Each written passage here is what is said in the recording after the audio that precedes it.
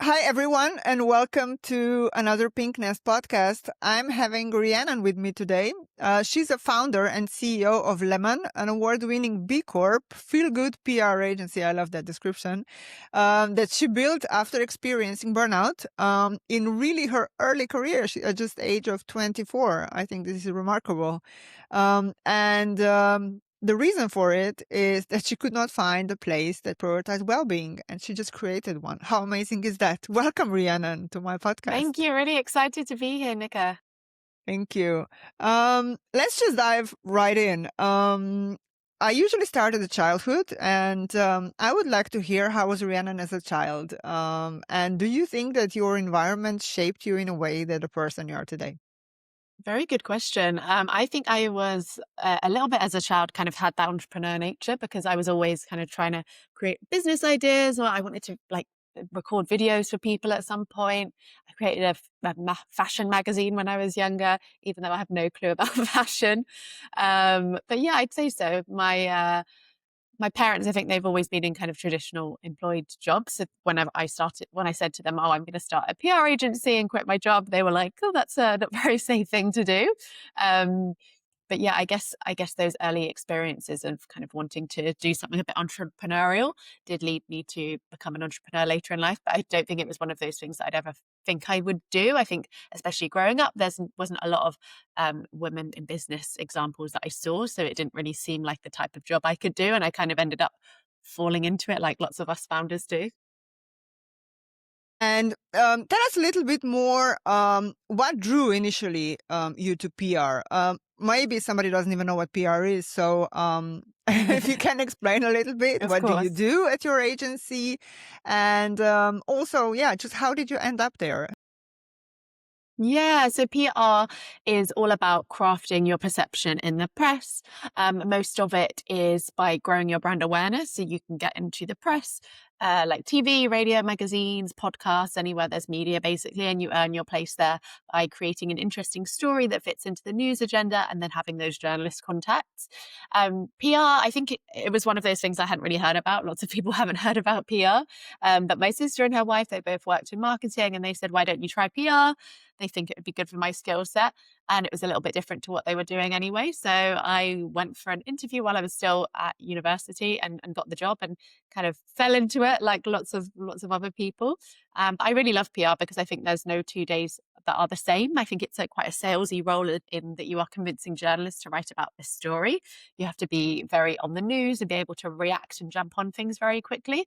And then there's lots of creativity. So it's quite a varied job, which I always really love. And I think it's really amazing, especially in what I do now, to be able to help the good guys and build those purpose-led businesses. PR actually started because Sigmund Freud, the psychologist's nephew, started it. So it's based on psychological principle. And one of the early campaigns, which isn't very ethical and purpose-led like PR I do at the minute, but it was convincing women to smoke cigarettes. So they framed them as like flames of liberty and freedom when it was the women's rights movement in the early 1920s. And it was all that psychological marketing. And then after that, really sadly, more women smoked and actually lung cancer in women increased. So if you are using PR for the good stuff rather than that stuff, obviously, it shows how impactful it can be. So yeah, I think that's the reason I got into it and why I think it is such an interesting business, but it's always evolving these days. I think like lots of businesses, like AI has been a big thing right now, and there's different studies, but it's about 85% of AI search results are as a direct result of PR. So it's really interesting to see how things are moving and try and move with the trends rather than get left behind. Yeah, it's a very impactful job, I would say, because you do actually shape the perception about the brand or about the person online Yeah, or it's anywhere interesting in as the well because media.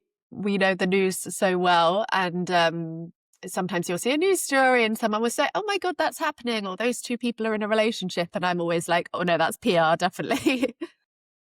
And you've built your first your current company at the age of just 24, as I mentioned at the beginning.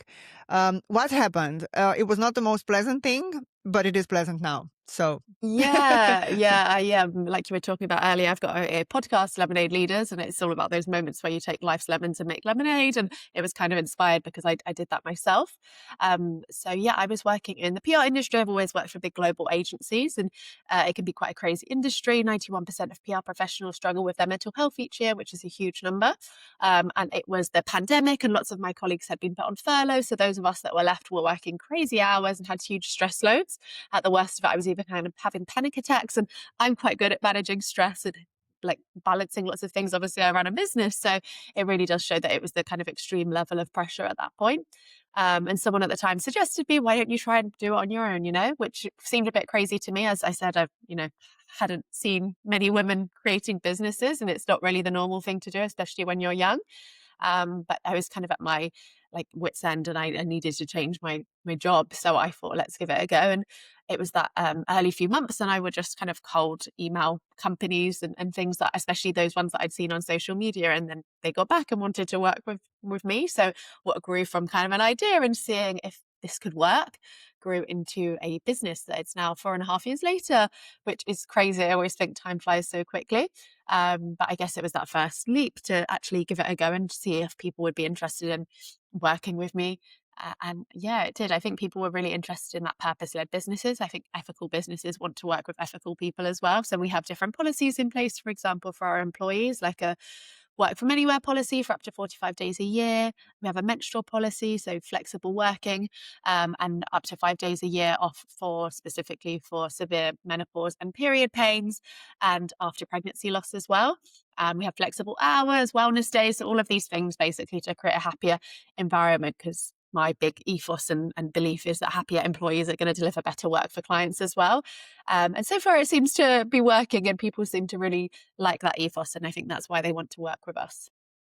Well, I think this is also scientifically proven that it works, and it's just the happier employees just do a better job. And there is absolutely, people that are listening and watching us are actually able to see how little steps can actually make really, really big impact if you are just thinking about them thoughtfully and purposefully, actually. Yeah, but I think it's quite a scary thing, and I think lots of people probably won't take that leap to start a company. One, because it's quite scary, and it's like to leave your employed job that's safe. But also, I think it is quite a privileged position. I had some savings, so I knew I had 6 months I'd be okay. Whereas if you are living paycheck to paycheck, you aren't probably going to think that I'm going to quit my job and start a company. But now I'm really glad I did. I'm way happier than I was. I'm actually working less hours, which I think is really interesting. I think people always talk about that hustle culture you have to have if you're building a startup or a scale up. But actually, compared to what I was working before, which was crazy hours, I'm working a lot less and I have a lot more flexibility. I did a paddle lesson at 2 till 3:30 on a Tuesday this week. I obviously started earlier and I still worked quite a lot, but I think it's just having that flexibility and that balance is so important, and it's not really spoken about. It's always that hustle, wake up at 5 a.m., do 20 hours of work. And yeah, I don't think that's a very healthy attitude. I always get chills when I hear the word hustle. I'm glad you agree. Tell me also about, so just 6 months in, after you hired already your first employee, which was a month in, which is, I think, is also quite remarkable. But just 6 months in the business, you faced some legal threats that nearly shut the business down. So what happened and how did you cope? It was really scary. At the time, I was 25, which is still really young. I think it's crazy. I started a company at 24 now. Looking back, I don't know if I would have done it, but I guess, yeah, being young, you just kind of think I'll do it. But yeah, we got this letter through the post of this company with a similar name to ourselves. This huge legal letter, and then an email as well saying that they were going to sue us unless we completely changed our brand and everything. At the same time, my dad had been diagnosed with cancer not long before, and I was going through a really rubbish breakup. And I think it's always that thing that three things come at once. And it was one of those things that definitely could have stopped the company before it even got started. But luckily, I kind of took it as an opportunity to rebrand the company. And now when I look back at our old brand, it looks like a kid made it or something. So it did become a good opportunity to create this brand that we always get complimented on now. But at the time when it's so early on in the business and I kind of was making up as I go along what I was doing, it could have really been the end of us. But I think, again, it's showing those moments that are really rubbish in your life, those lemonade moments that you can make lemon to lemonade moments from, basically. But yeah, it was really horrible. And I think I always think back, like, why wouldn't that company just send us an email or like jump on a call and say, oh, by the way, we've got this trademark and, you know, you need to change it. But rather than just sending a big legal letter, which I'm sure cost them loads of money as well. But they didn't just get in touch with us. And I think that attitude in business should be a lot more nice and trying to encourage and build everyone up rather than put people down and discourage other businesses. Yeah, I totally agree with you. It's sometimes completely unnecessary, particularly if they would check you at the company's house, they would see that you exist just a few months. I mean, it's quite ridiculous, to be And honest. I like you don't think about it when you start a company. The first thing is that, oh, I need to copyright my business name. And it's something now I speak to people about a lot. And I'm to tell them, please copyright your business name because it's going to be stressful if you go through the situation. But when you're starting a business, you're just kind of trying to make it work and running and everything. So you don't think about that copyright journey. But that's why our name is called Lem-uhn phonetically, so that LEM-UHN, because we wanted something really original that we could copyright so we wouldn't have any stressful issues like this anymore. But then it can always be tricky. People are always like, oh, how do you pronounce that? Yeah, but still, it's not a bad thing. I've asked you as well, so people Yeah. remember that as well. So the difference between just a regular PR agency and yours is that you've decided to work with purposeful brands. Why is ethical PR so important for you and for your colleagues and just everyone else around you as well that you work with? Yeah, well, like I was saying that story before about how one of the first PR campaigns was that campaign where they encouraged women to smoke cigarettes and then lung cancer increased. It's PR is so powerful and I'm a big believer in it. So I would much prefer to be helping the good people basically build these companies that are ethical and that are going to grow into a happier world rather than help the people that aren't doing such good stuff. In the past, I've had to work on things like buy now, pay later campaigns because when you're in a PR agency, you get trapped in all sorts of stuff. But actually, if we can help those good companies to build themselves and grow, then it's going to create a happier world. So it's definitely something I'm really passionate about. And we all need to be thinking a bit more about that because if we want to live in a world where everyone has equal opportunities and equal treatment and it's a more sustainable world, we need to be thinking about how our everyday actions can be implementing them. And I think obviously we do things like recycling or maybe not eating meat or eating less meat and things like that, but actually your impact as a marketer or whatever kind of type of business you have is probably going to have a much bigger impact rather than those daily tasks. So if we can combine them and everyone did that, it would make a much happier world. There's about over 500 PR and ad agencies in the UK as well that are still working with fossil fuels. And then there's countless more that are working with other unethical businesses. So it really shows that if we all make this change and try and be more ethical, then we're going to grow those better companies rather than the ones that aren't so good. Yeah, I have the same opinion. In the events industry, it's quite similar. And I always encourage people, or I always say that we trying to do good should stick together. So it's somehow that it's just that like-minded professionals just try to stick together somehow and just support each other. I think this is really meaningful as well. Not just, I mean, for me in events, because obviously that's my hometown, but otherwhere as well. Yeah, I Um, think we need more people doing what we're trying to do. Absolutely. How does or what does a feel-good PR agency look like in practice? Good question. I would say it is mostly it's working with those purpose-led businesses and those companies that are doing good things. I think it's always really interesting the messaging around purpose-led, feel-good companies that do good things because there's people that understand it differently. But that's a really important part of it. And I think it's also then the team part of it. As a service-based business, our biggest commodity is our team. So treating them well and having a happier team is really impactful. We have a biannual employee survey as well. So twice a year, we ask our employees how happy they are, if there's anything else we could be doing to improve. So that is part of it as well. But yes, making sure that we are doing it from the people side of things, but also from the business side of things. We also became a B Corp earlier in the year, and that was something you mentioned before. So that was kind of, we were already doing all these good things, and it was that like badge of honor to show that we're doing these things for when people look at us quickly, but then also to see what we could be doing to keep improving as well. So it's a big passion of mine, basically, to make sure we are doing things better than other businesses. Was the journey towards B Corp challenging for you? I Yes. mean, for the company, it was. Very challenging. Yeah, it took so long. I think it was a year and a half. And I did most of it, which now I would definitely hire like a sustainability consultant. But I thought there was lots of it that was in my head. So I thought I would do most of it. We hired like a lawyer for the legal part of it. But yeah, it's a lot of hoops that you have to jump through. And also they don't make it that accessible, which is something that I think that needs to be really improved, because the language they use is really confusing. And I mean, I probably have, more opportunities than some people, but if maybe you've, got something that makes it a bit tricky for you to understand, it's not a very accessible opportunity. I know they've also just changed their principles as well. So when we recertify in another 2 years, it's going to be, I think, even harder compared to what it was before. So yeah, it's definitely not an easy process. But for us, it was something that we were already doing. So we wanted to show people and show the world that we were already doing these good things. One thing I didn't mention before, but you did mention it in your when we spoke before. You're also a mentor, and you're supporting other founders with Virgin Startup and Digital Boost, right? Yeah. What are the emotional struggles you see with young entrepreneurship, just in general, but also maybe something specific that you've noticed?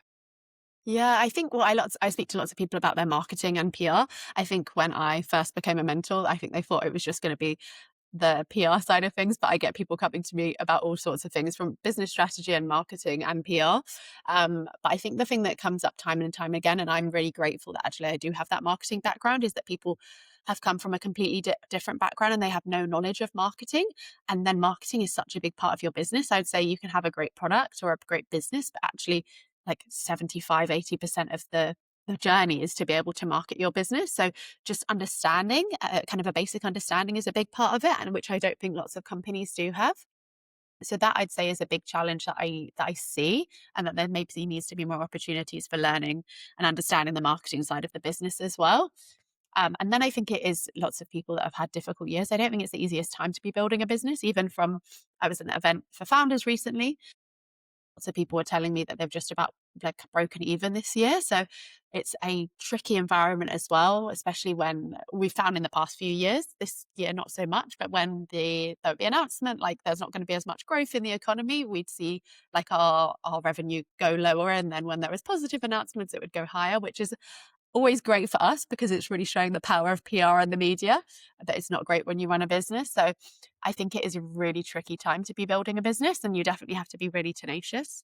One of the things I've been talking to people about recently is actually we lost about half of our revenue in 2023, so 2 years ago, and now we've had our best year and grown 20%. So I think it really shows that you might be having a rubbish time at the minute, but if you can kind of keep pushing and keep trying, then actually, hopefully there's going to be some light at the end of the tunnel. Yeah, and I think it also shows that there are a lot of things out there. I mean, the pandemic was one of these things where you don't have any influence on if you're a founder. You just have to find your own way. Probably we know best because we're founders ourselves how challenging it is. You just stumble upon things that you have absolutely no influence on. So yeah, it is definitely a challenging thing. Definitely Yeah, and I challenging think you have world to be at the a moment. you have to be a problem solver as well if you're going to run a business, because things are going to like pop up and you need to be able to innovate and change. And I think that has been part of the growth we had this year.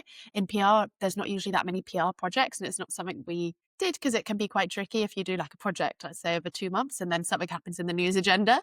That's going to be prioritized and you might not get as much press as you wanted for it. But we did some more projects this year, and I think that's been a big part of our growth because it's an opportunity to show people in a small way what we're like to work with, and then lead to obviously longer term opportunities. So being able to pivot and problem solve is such a big thing as a founder. Okay, we will have to wrap up. I think it was a really insightful discussion, but I do have one last question to actually close the discussion with. After everything you've built and you've been through, what is that one truth about leadership or entrepreneurship you now really hold close?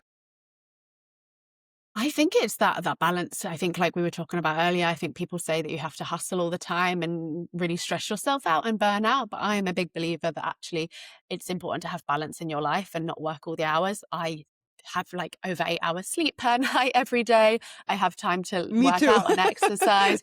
Yeah. And it's these things that I think on social media, you just see the founders that are hustling and they're growing great businesses, but actually we've grown significantly this year. And I've been balancing and enjoying my life as well. And I think if you want to build for long-term success, you need to have that balance. So I think it's something that more people need to be speaking about, of the building a business doesn't have to wreck your mental health as well. Yeah, I think don't compare yourself to entrepreneurs on social media who do 20-hour day hustles as well, because it's not true. And it's not Yeah, it's not for sustainable me. at all. No, but it's also not sustainable, like you've said, on the long run, particularly not. It can work maybe for a little while, but it's going to burn you out sooner or later. Yeah, Annan, thank 100%. you so much for being my guest. And best of luck with your amazing PR agency in the future. Thank you. It was so lovely to speak with you. Thank you.